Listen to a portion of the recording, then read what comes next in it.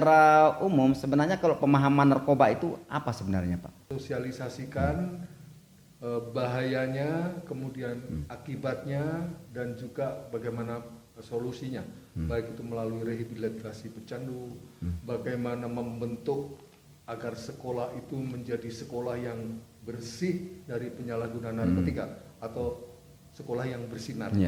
Dengan upaya-upaya yang sudah kita lakukan tadi, saya kira itu adalah merupakan awal agar kita bisa membuat sebuah sekolah yang bersinar.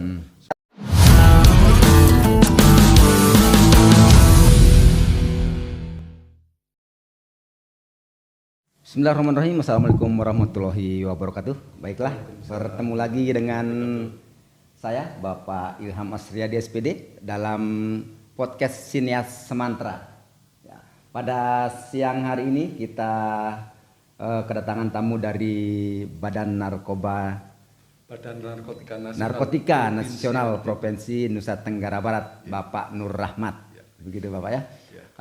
Jadi pada pertemuan kita siang hari ini kita akan membahas tentang satu kegiatan sosialisasi dan workshop peningkatan kapasitas tenaga medik SMA Negeri 1 Terara. Ini adalah salah satu tema yang kita ambil adalah dampak negatif narkoba bagi kehidupan, Pak. Nah, jadi secara umum sebenarnya kalau pemahaman narkoba itu apa sebenarnya, Pak? Baik, terima kasih Pak Ilham. Dan tim di podcast SMA Negeri 1 Terara ya. Semeton ya. Semeton Senamian. Semeton Senamian. Ya. Pecinta podcast SMA 1 Terara. Syukur alhamdulillah pada pagi hingga siang hari ini kami dari Badan Narkotika Nasional Provinsi Nusa Tenggara Barat, kami sudah diundang pihak sekolah SMA Negeri 1 Terara. Luar biasa dalam rangka penguatan melalui informasi edukasi, penyuluhan, sosialisasi bahaya penyalahgunaan narkoba. Kemudian ditindaklanjuti dengan workshop tadi bersama guru-guru yang tadi sosialisasi diikuti sekitar lebih dari 1.400 orang siswa dan para guru. Kemudian dilanjutkan workshop dengan para guru sekitar 70-an orang di ruangan tadi. Dan alhamdulillah sekarang kita lakukan podcast terkait dengan bahaya narkoba. Narkoba itu singkatan dari narkotika, psikotropika, dan bahan adiktif lainnya. Yang tentu saat ini peredarannya tidak hanya di kota, Pak Ilham Selain di kota ada juga di desa. Justru lebih marak di desa, Pak kalau kita lihat ya. Kemudian sasarannya tidak hanya orang tua, tapi mulai dari anak-anak usia 15 tahun bahkan anak-anak SD juga bisa kena juga Pak dari permen dari bahan-bahan makanan kecil itu kan juga kena. Dari SD juga pernah, tapi alhamdulillah di Kabupaten Lombok Timur ini cukup terkendali ya. Dan perlu diketahui bahwa BNN Provinsi Nusa Tenggara Barat sudah melakukan upaya pemetaan kawasan rawan. Pemetaan ini ditujukan untuk bisa mengetahui wilayah-wilayah yang tentu kita bisa mendeteksi di sana adanya peredaran gelap narkotika, penyalahgunaan narkotika, pecandu, kemudian di situ juga terjadinya tindak-tindak kriminal yang berkaitan dengan narkotika. Dan ini kita perlu sosialisasikan bahayanya, kemudian akibatnya, dan juga bagaimana solusinya, baik itu melalui rehabilitasi pecandu, bagaimana membentuk agar sekolah itu menjadi sekolah yang bersih dari penyalahgunaan narkotika atau sekolah yang bersinar. Dengan upaya-upaya yang sudah kita lakukan tadi, saya kira itu adalah merupakan awal agar kita bisa membuat sebuah sekolah yang bersinar, sekolah yang bersih dari narkoba. Jadi kalau kita melihat dari komitmen dari kepala sekolah, wakil kepala sekolah, guru-guru yang sudah terintegrasi dengan baik, kemudian juga merencanakan kegiatan dan judul serta langkah-langkah yang sudah baik. Kami punya keyakinan bahwa di wilayah terutama di sekolah di SMA SMA 1 Terara ini menjadi sekolah yang bersih dari narkoba.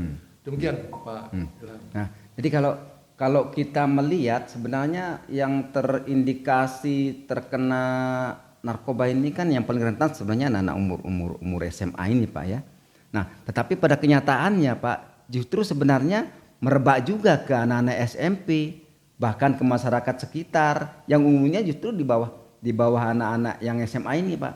Bahkan di anak tidak sekolah, kalaupun karena SD pun ada kemungkinan dia terkena Pak. Nah, jadi sebenarnya penyebab utama atau indikasi-indikasi dari merebaknya penyebaran narkoba ini sebenarnya yang paling utama itu apa Pak Den? Jadi faktor-faktor yang menjadi penyebab terjadinya peredaran gelap dan penyalahgunaan narkotika itu yang pertama faktor pribadi ya. Ya. Misalnya tadi itu sudah disebut mulai dari ada yang SD, SMP, SMP, SMA. Itu faktor dari internalnya dia, pribadinya. Kemudian yang kedua adalah faktor dari lingkungan. Jadi lingkungan di mana tadi yang sudah kami katakan, kita sudah petakan ada yang bahaya, wilayah yang zona merah, ada yang zona oranye, ada yang kuning, ada yang hijau gitu. Nah ini lingkungan, faktor lingkungan itu juga akan sangat mempengaruhi terjadinya penyalahgunaan narkotika. Yang ketiga itu adalah faktor mudahnya mendapatkan, Pak ya. Mendapatkan. Kalau ketika faktor ini salah satu nggak ada, itu nggak akan terjadi ya. Misalnya kita sulit mendapatkannya kan, akan akan susah juga penyebarannya itu. Ya. Kemudian salah satu misalnya dari dia pribadinya memiliki regulasi yang kuat bahwa narkoba ini haram, nggak akan terjadi walaupun barangnya banyak, tapi sudah jelas dia memiliki benteng di dirinya, regulasi dirinya yang baik, bahwa barang ini akan menzolimi diri sendiri, merusak diri sendiri, barang ini barang yang haram, tentu tidak akan terjadi. Demikian juga dengan faktor lingkungannya tadi. Kalau tidak ada faktor lingkungan yang mendukung, atau faktor lingkungan itu akan ada semacam aturan atau awik-awik yang tegas terhadap penyalahgunaan narkotika ataupun bandar, itu juga tidak akan terjadi. Jadi bagaimana kondisi lingkungan ini menciptakan sebuah regulasi atau awik-awik dengan istilahnya dengan sanksi sosial yang tegas, itu saya kira juga mungkin tingkat kepedulian masyarakatnya juga harus tinggi. Itu tidak akan terjadi. Jadi 3 faktor inilah. Nah, kemudian kenapa di remaja? Remaja itu kan kebanyakan kan anak-anak yang rasa ingin tahunya tinggi. Rasa ingin tahu tinggi tapi tidak mendapatkan pemahaman dengan baik. Kadang hanya mau tampil keren aja ya. Nah, ini perlu diberikan pemahaman yang baik, informasi yang baik di sekolah, karena saya tahu setelah ini pihak sekolah SMA 1 Terara akan membuat kurikulum sekolah terkait dengan bahaya narkoba. Ini saya sangat apresiasi sekali BNN PNTP mengapresiasi kegiatan ini, sehingga mohon bisa dilanjutkan dan mungkin bisa praktek baik ini bisa ditiru juga di SMA-SMA yang lain gitu. Sehingga upaya pencegahan penyalahgunaan dan peredaran gelap narkotika ini bisa tertangani mulai dari anak-anak yang TK, SD sesuai dengan umurnya lah itu.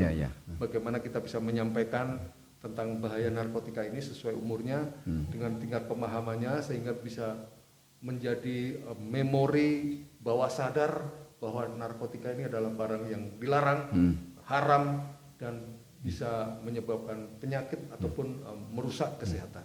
Saya kira demikian Pak Ilham. Nah, jadi tadi kan penyebarannya sebegitu merebak mudah Pak ya. Nah itu salah satu faktornya itu adalah mudah mendapatkan Pak. Nah di samping lingkungannya, kemudian di samping pribadi itu sendiri. Nah yang saya garis bawahi di sini adalah mudah mendapatkan. Nah bagaimana kalau ternyata ini kan barang yang terlarang Pak. Nah lantas supaya dia tidak mudah mendapatkan, sebenarnya kan ada peran serta dari tenaga dari pihak polisi lah kalau bahasa habisnya, dari pihak aparat hukum, kemudian BNN pun itu sebenarnya mendapat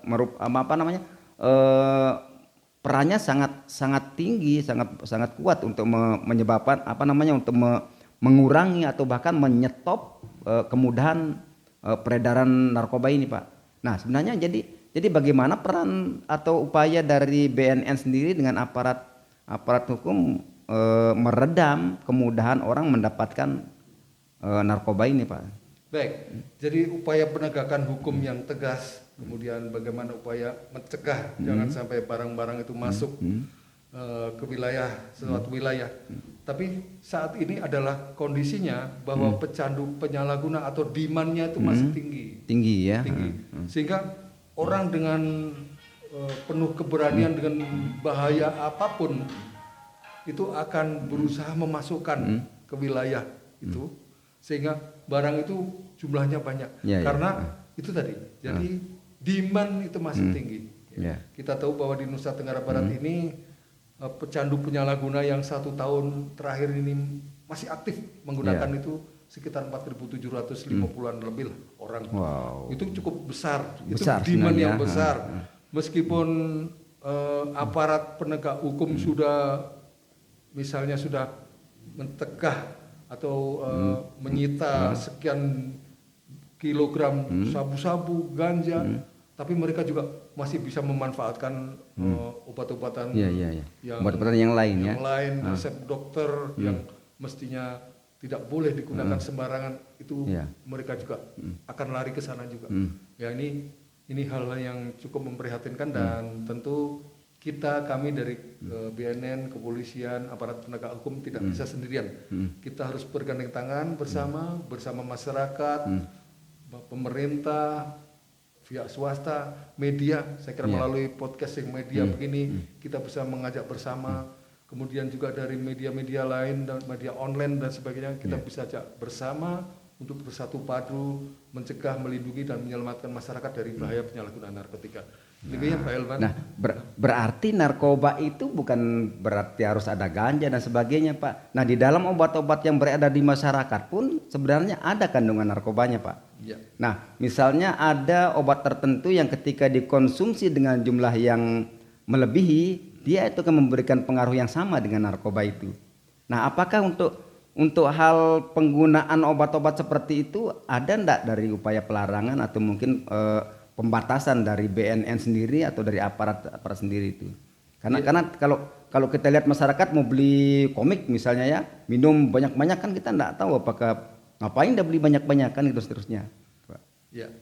Ya, jadi tentu dalam upaya ini bagaimana pengetahuan masyarakat pengetahuan masyarakat, kemudian kesadaran masyarakat.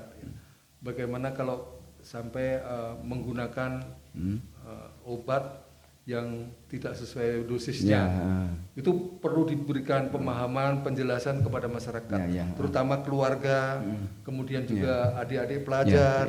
Itu jangan sembarangan deh. Itu juga meskipun itu namanya obat, kalau digunakan tidak sesuai dengan peruntukannya juga akan menjadi racun gitu loh. Ya. Jangankan itu obat. Kalau kita makan saja, biasanya makan misalnya 2 piring, sekarang disuruh makan 10 piring juga mabuk juga. Mabuk juga Pak ya, termasuk minum air putih aja kita bisa muntah mabuk Pak ya. Gitu. Ya, ini kemudian terkait dengan obat-obatan tadi. Tentu aparat yang bergerak di bidang pengawasan ini sudah bergerak melalui dari terutama melalui jalur-jalur resmi. Itu sudah sangat ketat. Kami tahu sendiri, sangat ketat dan sudah sesuai dengan SOP-nya. Namun ada beberapa zat-zat psikoaktif yang diproduksi oleh laboratorium atau pabrik-pabrik gelap itu, yang ini yang banyak beredar ternyata, bukan yang dari jalur resmi ya. Sehingga kemudahan mendapatkan itu dia jelas. Karena demand-nya masih tinggi, orang kan berupaya bagaimanapun untuk bisa memenuhi permintaan dari suatu kawasan atau wilayah. Begitu. Ya, jadi artinya untuk hal-hal obat-obatan seperti yang beredar di masyarakat itu juga satu kesulitan untuk menanganinya, Pak ya. Ya karena dari jalur yang tidak resmi, jalur gelap. Tuh, kalau dari obat-obat yang memang resmi, Resmi udah jelas kita. terkontrol, Pak. Nah, tapi itu kan ada obat-obat yang resmi juga jadi Pak. Jadi pemahaman masyarakat itu yang paham bahwa fungsinya itu kan, ini untuk begini. Akhirnya mereka memanfaatkan obat-obatan itu, mengonsumsi dan yang banyak. Artinya jadi dari kesadaran yang tadi itu harus lebih tinggi juga gitu. Kesadaran pendidikan kepada masyarakat agar lebih tahu manfaat dan ini ada manfaat, ada mudaratnya kan gitu. Ya. Nah, itu kemudian kalau dari BNN sendiri untuk memberikan suatu pemahaman kepada masyarakat sekitar, ini yang paling gampang kan melalui jalur pendidikan, Pak ya. Nah, pada saat yang beberapa waktu yang ini kan cukup lama baru kita kedatangan dari Bapak Nur Rahmat dari BNN provinsi. Ini baru loh, sekarang sudah berapa tahun tidak datang sini kan, malah kan tidak pernah datang. Nah, ada enggak program dari BNN sendiri dari provinsi kemudian melimpahkan ke kabupaten dan seterusnya ya untuk memberikan suatu pemahaman bahkan dimasukkan ke dalam satu proses pembelajaran untuk sekolah-sekolah, Pak. Baik. Jadi terkait dengan untuk sekolah ya, tentu aparat kami tentu terbatas juga ya. Tidak sekolah saja, sekolah SMA di NTB ini ada berapa? Udah banyak sekali Pak kan. ya. Nggak mungkin kita tiap hari pun mungkin tidak cukup juga. Sedangkan yang harus ditangani banyak gitu. Jadi pertama kita tentu sudah melakukan kerjasama dengan Kementerian Pendidikan, kemudian dengan Dinas Pendidikan, agar supaya di dalam mungkin di kurikulum ataupun integrasi ke dalam kurikulum atau ke kegiatan-kegiatan di sekolah itu memasukkan materi-materi tentang bahaya narkotika, jenis-jenis narkotika, bahayanya seperti apa, golongan narkotika yang golongan 1, 2, 3 itu seperti apa, kemudian dampak hukumnya kalau disalahgunakan seperti apa. Itu ada di dalam buku-buku di sekolah. Itu adalah salah satu upaya bagaimana bahaya narkoba ini selalu harus tersampaikan di sekolah. Selain itu juga di Nusa Tenggara Barat ini kita sudah berusaha untuk bisa membuat sebuah ikrar ya, ikrar pelajar anti narkoba dan kekerasan. Nah, upaya pembuatan ikrar itu apa sebabnya? Sebetulnya untuk memberikan pemahaman sampai di bawah sadar gitu, bahwa narkoba ini berbahaya dan dilarang, menyalahi hukum. Kalau menyalahgunakan akan kena sanksi hukum. Itu maknanya dari setiap kali kita berikrar, dan kalau perlu tidak hanya ikrar setiap hari Senin, kalau perlu setiap hari. Setiap mungkin jam pertama ikrar dulu gitu Pak ya. Betul. Kami akan mematuhi disiplin sekolah.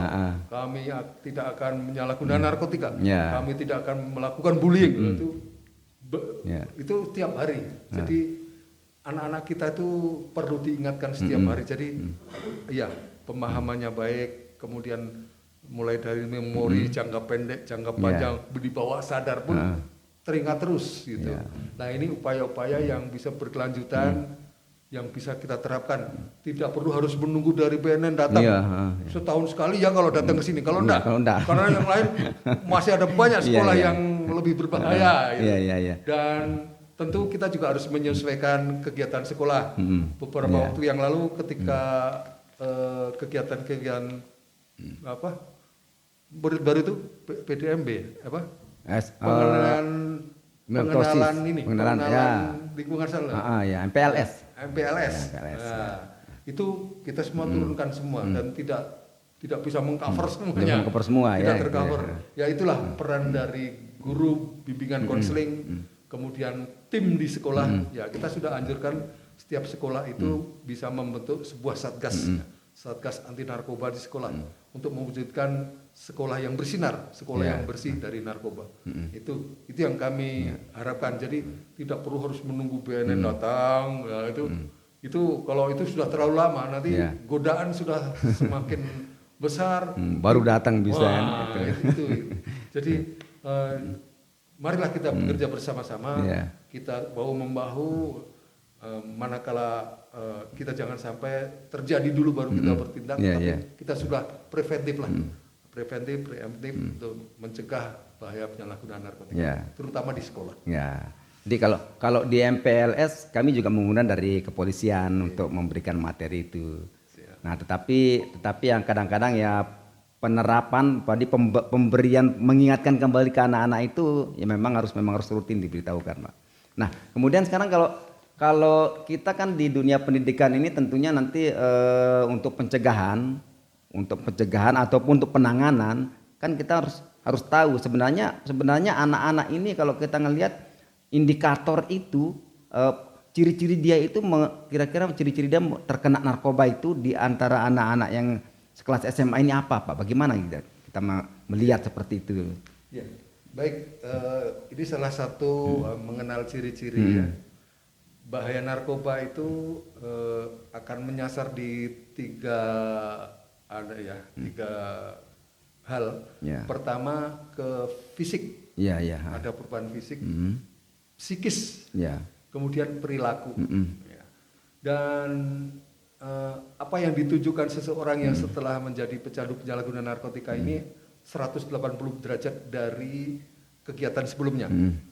Misalnya kegiatan-kegiatan secara tiap hari seorang anak yang biasanya suka olahraga, cerah ceria, sering bergaul sama temannya, begitu dia sudah bergaul dengan narkoba itu sudah mulai menyendiri, pergaulannya dengan orang yang bukan sebayanya di sekolah, kemudian juga mungkin prestasinya yang tadinya baik dia menurun, sudah mulai malas, ada kemalasan tinggi, mungkin secara fisik juga dia sudah tidak mulai memperhatikan kebersihan, mulai tidak memperhatikan dia punya tubuh begitu sudah mulai cuek lah gitu. Dia yang penting bisa dapat barang itu. Itu beberapa ciri-ciri. Kemudian secara psikis, psikis dia sudah mulai mudah emosi. Kemudian ya tadi akhirnya mungkin kekerasan juga. Kekerasan juga. Mudah tersinggung. Kemudian dia sering cemas, sering melamun, sering kadang-kadang juga kalau kita ajak ngomong itu nggak nyambung, nggak fokus dia. Dia yang terpikir bagaimana dapat barang itu, gitu.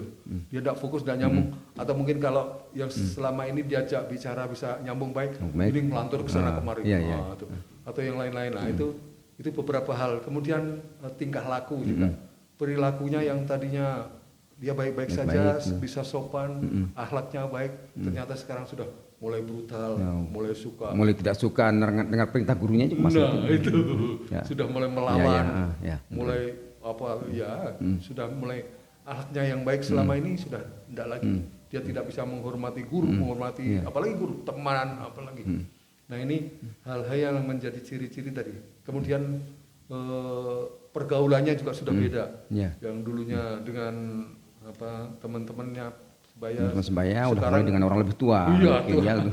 Itu dia beberapa ciri-ciri di kalangan pelajar yang bisa kita deteksi. Dan juga tentu pada suatu saat misalnya kita tahu di kamarnya atau di ruangannya itu ada alat-alat yang diketemukan dipakai untuk penyalahgunaan narkotika, itu sudah merupakan indikasi yang sangat kuat lah. Nah, terus kalau dari BNN sendiri atau dari aparat hukum, Pak, kira-kira mereka mengetahui bahwa itu ada penggunaan narkoba atau peredaran narkoba itu, bagaimana mengindikasikan bahwa di sini adalah ada terindikasi penggunaan narkoba. Dengan melihat seperti ini ada indikasi bahwa di sini ada peredaran narkoba. Bagaimana bisa mengindikasi seperti itu, Pak? Yang pertama kita selalu ada yang namanya laporan masyarakat. Kalau alat-alat tidak ada. Ya, jadi dari laporan masyarakat itu tentu kita sangat harapkan ya. Jadi masyarakat itu diberikan kewajiban ataupun juga kewenangan, tanggung jawab untuk melaporkan bila mana melihat atau mengetahui adanya tindak pidana peredaran gelap atau penyalahgunaan narkotika. Itu kewajiban masyarakat untuk bisa melaporkan itu. Dan laporan masyarakat inilah yang signifikan menurut kami, yang bisa kita ketahui bahwa di di suatu tempat atau di suatu wilayah ada tindak pidana peredaran gelap ataupun penyalahgunaan narkotika. Setelah dari laporan masyarakat tentu ada tindakan-tindakan selanjutnya dilakukan penyelidikan gitu ya.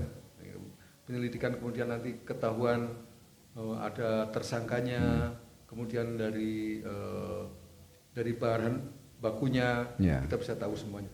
Kemudian dari alat-alat bukti itu ataupun tersangka baru kita juga bisa lakukan uji lebih lanjut. Bisa menggunakan alat-alat canggih atau bisa melakukan upaya-upaya interogasi yang bisa berarti ini berasal dari mana, kemudian ini oleh siapa dan sebagainya. Itu upaya-upaya dari para penyidik ya. Kalau alat enggak ada Pak ya, alat di sini ada enggak ada gitu ya. Itu kalau sudah ada laporan masyarakat. Oh begitu. Alat selalu ada Pak. Saya pikir tidak perlu laporan masyarakat, nanti dari BNN, dari kepolisian tinggal jalan, ini di sini narkoba itu. Enggak seperti itu Pak ya. Karena kalau begitu kan canggih, tidak perlu nunggu laporan Pak ya. Tentu nanti suatu saat. Semoga suatu saat sehingga kita tidak perlu lagi nunggu, udah ambil saja kan gitu ya Pak. Ya, ada upaya-upaya tapi mungkin tidak perlu saya sampaikan di sini. Oke, makasih Pak. Jadi itu kemudian di batas terkena sanksi hukum ya Pak ya. Kita sebenarnya ada batas enggak penggunaan itu di kalangan pengguna, di masyarakat ataupun di kalangan siswa. Bahwa kalau dia menggunakan 0, sekian gram kena penjara, kena penjara, sekian enggak kena gitu. Ada enggak batasan seperti itu Pak? Iya. Jadi atau alasan juga Pak, alasan kenapa boleh pakai gitu. Untuk penegakan hukum itu pada saat seseorang tertangkap tangan dengan barang bukti narkotika dan penyalahgunaan narkotika, itu ada kita aturan ataupun surat edaran Mahkamah Agung nomor 4 tahun 2019 ya. Itu misalnya seseorang tertangkap tangan dengan barang bukti misalnya ekstasi. Nah, itu ada batasannya. Manakala dia itu barang bukti yang ada itu memang untuk penggunaan dia, penggunaan sekali pakainya dia, bukan untuk diedarkan ke orang lain lagi, itu dikategorikan sebagai pecandu atau penyalahguna atau korban pemakai. Tapi kalau barang bukti yang ditemukan melebihi surat edaran Mahkamah Agung tadi, itu sudah dikategorikan sebagai pengedar. Nah, itu. Jadi ada batasannya. Ada batasannya. Gramasennya ini. Nah, itu ada sekian gram. Kalau ganja, saya tidak hafal, mohon maaf. Tapi ada batasannya itu sehingga penyidik bisa memasukkan bahwa ini seorang pecandu, ini pengedar, ini bandar dan sebagainya. Tapi ingat bahwa kita juga ada yang namanya asesmen terpadu. Seseorang tertangkap tangan dengan ada barang bukti dan dites urin positif, tapi kita harus juga lakukan upaya-upaya asesmen terpadu. Itu untuk mengetahui dari sisi hukum dan dari sisi kesehatan. Sisi kesehatan untuk mengetahui sejauh mana tingkat kecanduannya dia. Kemudian dari sisi hukum untuk mengetahui apakah seseorang yang tertangkap ini ada keterlibatan dengan sindikat atau tidak. Nah, itu. Kalaupun dia hanya pengguna tapi ternyata kaitannya dengan sindikat tidak ada. Itu bukan tergolong sebagai pecandu penyalahguna, tapi dia masuklah dia ke dalam sindikat. Pengedar salah satunya. Itu. Jadi akan secara lengkap akan ada namanya tim asesmen terpadu. Di situ ada tim kesehatan terdiri dari ada dokternya, ada konselornya, ada perawatnya. Kemudian di tim hukum ada penyidik dari BNN, penyidik kepolisian, dari kejaksaan untuk bisa mengetahui sejauh mana keterlibatan seseorang ini ke dalam jaringan atau sindikat narkoba. Itu, Jadi Pak. kalau kita mau bicarakan ini kayaknya harus butuh session sendiri Pak ya. iya. Panjang ini. Ya panjang ya Pak ya. Iya. Ya, kita harus melibatkan dari keamanan, dari segi dari pihak hukum dan seterusnya Pak ya. Betul, Nah, betul. untuk ini Pak ya. Dampaknya sebenarnya ini untuk siswa Pak ya. Kita kan berbicara ke siswa dulu Pak ya kan. Kalau masyarakat mungkin nanulah. Jadi kepada siswa ini sebenarnya dampak dari penggunaan narkoba ini secara psikis, secara fisik itu dalam kondisi dia bagaimana dampak ringan, dampak berat dan sebagainya, bagaimana bentuknya Pak? Bagaimana dampaknya terhadap pengguna? Misalnya kalau di pelajar, kita ambil pelajar sajalah. Nah misalnya kalau di pelajar ini dampak dari pengguna narkoba ini yang secara psikis yang berat seperti apa, yang ringan seperti apa, bagaimana dampaknya sebenarnya Pak? Jadi seseorang yang menjadi pecandu penyalahguna narkotika itu setelah dilakukan asesmen ya, setelah berhubungan dengan IPWL atau institusi penerima wajib lapor atau ke tempat kami di klinik Pratama BNN, itu akan kita lihat bahwa seseorang pecandu itu ringan, sedang atau berat. Iya. Kalau ringan dan sedang ini tentu ini masih bisa dilakukan upaya rehabilitasinya, namanya rawat jalan. Ya. Dia bisa sambil, kalau dia seorang pelajar, dia sambil sekolah. Yang melakukan rawat jalan siapa Pak? Ya klinik kami. Oh klinik. Kliniknya. Atau daftar atau kita berbayar ataukah memang program dari BNN sendiri? Untuk di BNN gratis Pak. Gratis itu ya. Jadi misalnya ada di sebuah sekolah, ada pecandu penyalahguna yang statusnya ringan, pelajar ya. dan ringan. Itu nanti kita jadwalkan untuk kita lakukan konseling di klinik kami pada jam-jam tertentu sudah ditentukan. Dia bisa sekolah, nanti di tengah-tengah sekolah sampai beberapa waktu kita pertemuan, misalnya 8 kali pertemuan itu harus terpenuhi juga. Tapi kayaknya atas kesadaran sendiri Pak yang sering ya. Ya, itu dan itu harus ada pihak sekolahnya, misalnya guru BK-nya dan juga jangan lupa orang tuanya juga harus ikut juga. Karena kalau perlu orang tuanya dididik juga Pak supaya perhatian itu kan Pak. Mereka yang bertanggung jawab kehidupan dari anaknya ini. Kemudian kalau yang berat, ini biasanya untuk komunikasi sudah Anda baik. Sudah nggak baik. Udah Anda bisa koordinat di konseling juga sudah ini. Sehingga itu harus dilakukan rawat inap, Pak. Dirawat inap di tempat-tempat balai rehabilitasi. BNN ada di Lido, ada di Badoka, di Tanah Merah, ada di Lampung. Di Mataram sini nggak ada? Di Mataram sini hanya dari swasta saja. Oh iya. Yang rawat inap juga kalau saran kami lebih baik ke itu, ke rawat inap yang ada di Lido, Bogor. Gitu. Yang sudah jelas kualitasnya dan program-programnya sudah penanganan pengobatan sebenarnya Pak saya. Di situ kalau yang berat itu ada detoksifikasi, kemudian rehabilitasi medis, rehabilitasi sosial, kemudian pasca rehabilitasi. Demikian Pak. Oh begitu. Jadi kalau ini bahasakannya kalau dipenjarakan Pak, itu bentuk pembinaan itu sendiri seperti apa Pak dia untuk menyembuhkan mereka Pak? Kalau dia kan ada rehabilitasi yang berat, yang ringan ada klinik konsultasi dengan BNN. Lah ini kalau kita penjarakan Pak, nah apakah kemudian ada penyembuhan atau itu sebagai konsekuensi hukuman gitu? Kalau pecandu penyalahguna nggak ada yang di penjara Pak. Nggak ada Pak ya? Nggak ada. Mereka kita rehabilitasi. Yang di penjara itu hanya pengedar, kurir. Gitu. Tapi kan pengedar juga ada juga yang pengguna Pak. Oh iya, ada. Jadi bagi pengedar yang pengguna juga itu pemulihannya nanti di penjara nanti.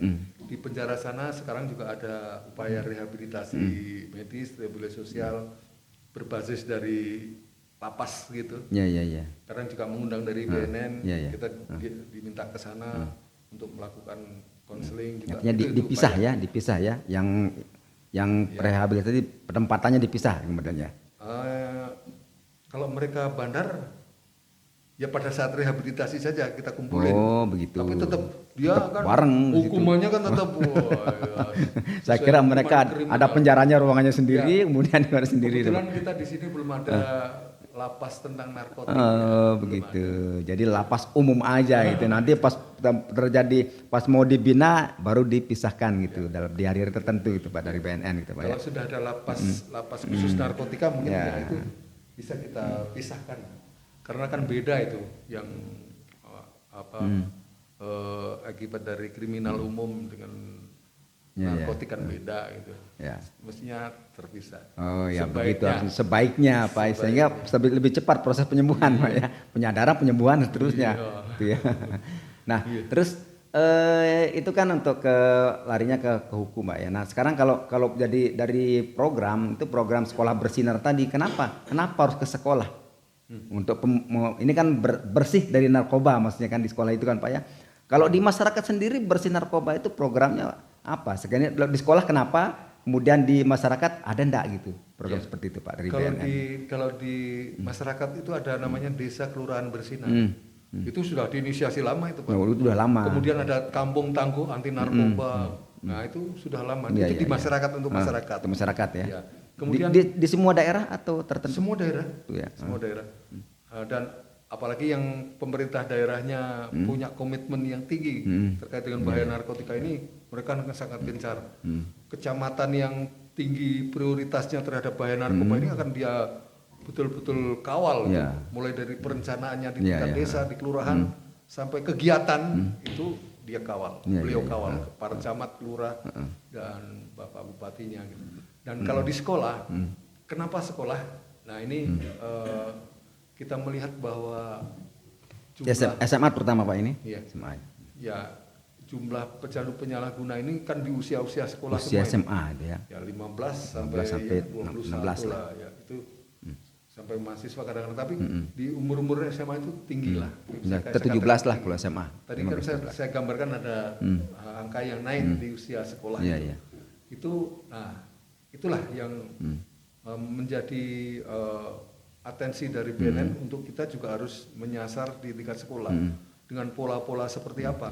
Karena anak di sekolah itu kan selain berhubungan dengan lingkungan sekolah, ada lingkungan orang tua juga. Ini ada guru, ada orang tua. Setelah itu juga ada lingkungan sepermainan, lingkungan masyarakat, lingkungan masyarakat di keluarga ataupun di masyarakat lingkungannya. Belum nanti ada secara adat seperti apa. Itu akan mempengaruhi bagaimana perkembangan si anak ini. Nah, sehingga dari landasan-landasan itu, teori seperti itu, kita bagaimana berusaha agar supaya sekolah ini kita ada kegiatan yang namanya soft skill, ya. Pemberian pengetahuan, keterampilan untuk menjauhi narkoba, mulai dari bagaimana dia bisa mengetahui tentang apa yang dimaksud dengan self regulation, regulasi diri. Kemudian ada assertiveness, bagaimana dia bisa mengutarakan dengan jujur apa yang dia suka, apa yang dia tidak suka dengan tidak menyakiti orang lain. Kemudian reaching out, dia bagaimana keterhubungan, bagaimana bisa menciptakan kegiatan-kegiatan positif bersama teman-temannya. Itu hal-hal yang coba kita masukkan ke dalam kurikulum di sekolah, mulai kegiatan di sekolah, agar supaya menjadi contoh baik sekolah ini menjadi sekolah yang bersih dari narkoba. Dengan adanya 3 faktor tadi, self regulation, assertiveness, dan reaching out. Ini kalau anak-anak betul-betul sudah memahami tentang ini dan mengetahui tentang bagusnya soft skill ini, ini bisa menangani narkoba, bullying, kekerasan. Nah itu bisa tertangani semua saya kira. Harusnya kegiatan-kegiatan bentuk intrakurikuler maupun ekstrakurikuler itu digiatkan supaya memperkecil kemungkinan mereka melakukan hal seperti itu, Pak ya. Betul, setuju sekali. Itu harusnya semua sekolah harus begitu, Pak ya. mewajibkan semua mengikuti ekstrakurikuler seterusnya, Pak ya. Nah, jadi sebenarnya banyak sekali Pak yang kita ingin kupas kembali, tapi mungkin kita akan perlu waktu yang lain, nanti semoga ada waktu Pak. Nah, tapi ini ada yang terakhir Pak nih. Tadi Pak Nur Rahmat melontarkan satu lomba apa namanya tadi Pak? Oh, sekolah bersinar. Sekolah bersinar itu. Nah, tentunya kita yang sekolah-sekolah ini kan mau mewujudkan supaya sekolah ini menjadi betul-betul sekolah bersinar seperti yang diharapkan dari BNN. Pak ya. Nah, nanti lomba itu kira-kira indikator-indikatornya ya Pak ya, bagian-bagian yang harus diajukan supaya menjadi sebuah penilaian yang bagus ya. Kira-kira apa Pak dia indikator-indikatornya? Ya. Indikator lombanya Ya, Pak. meskipun itu bukan jangka pendek ya, Ya, ya. jangka menengah nanti suatu saat akan kita lombakan lah sekolah ini menjadi sekolah bersinar. Ya, ya. Nah, tentu ada hal-hal yang menjadi hal yang pokok untuk menjadi bahan penilaian. Ya, nah itu. Yang pertama tentu ada tidaknya regulasi di sekolah, komitmen sekolah diwujudkan dengan regulasi, aturan-aturan, SOP, kemudian juga adanya satgasnya, nah itu. Satgas anti narkoba. Satgas anti narkoba di SMA ya, gitu ya. Kemudian penganggarannya, nggak mungkin kan kegiatan tanpa penganggaran, mungkin jelas. dimasukkan ke dalam dana bos, seperti mungkin kegiatan tadi begitu, kemudian dana bos ya, nah itu masuk dalam itu untuk penganggarannya dianggarkan, bisa ditunjukkan itu bahwa ini sudah kita anggarkan tiap tahun seperti ini. Tadi regulasi, satgas, penganggaran, kemudian berkegiatannya.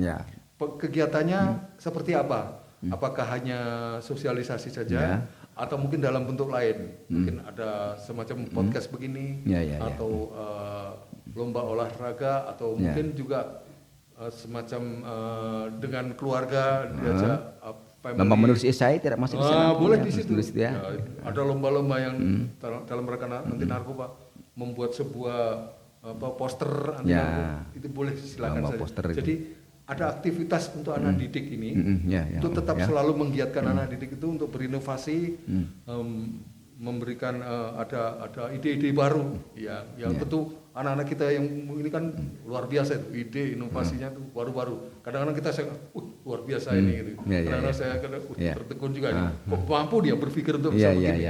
Itu selalu dilakukan. Kemudian yang terakhir tentu ada evaluasinya seperti apa, dan jangan lupa dokumentasinya.